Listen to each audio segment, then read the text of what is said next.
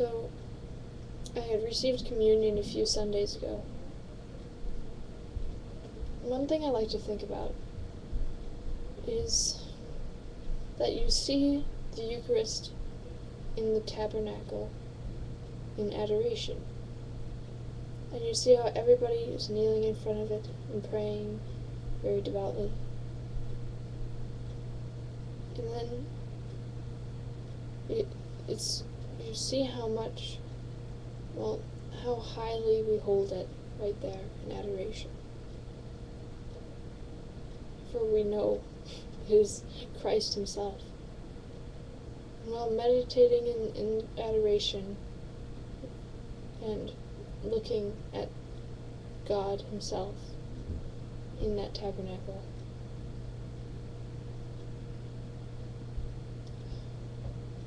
you feel like if you were just to stand up and go up and just touch the tabernacle right there in adoration, you'd feel like you had done something wrong. Well, you shouldn't do that anyway, but the thing is that God allows you to take it. God actually says, "You see my son in this beautiful tabernacle here? Take him. He's yours. He's your redemption. Eat him and you will live." So it's like walking up and taking that Eucharist right from the tabernacle. That Eucharist that so many people are kneeling in front of and praying the rosary, talking to God to.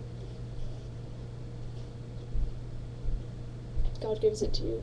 God gives his son to you in that form, that beautiful form, unbloody sacrifice.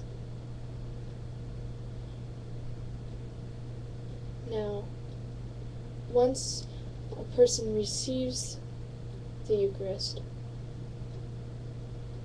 their body itself becomes the new tabernacle. It becomes that new tabernacle that people pray in front of 24/7 around the world. For it contains the same thing.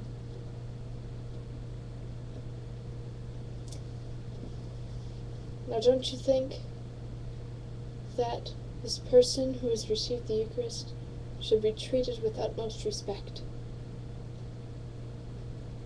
You don't go up and push over the tabernacle. You don't go up and push over a person who contains Christ. Now, I'm not only saying that Catholics are the only people that you should treat like that because they have the Eucharist and they receive it.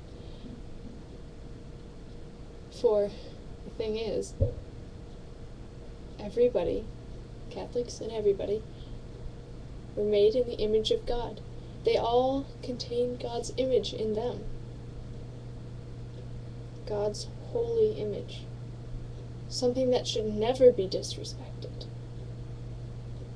Something that should be prayed in front of 24/7. Prayed for.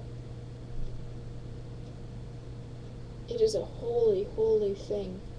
Beloved by God. In every person. And that's why we love them, even if they don't love us back. No matter what the soul like inside, it's still God's image in that person. And God's image, impossible not to fall in love with.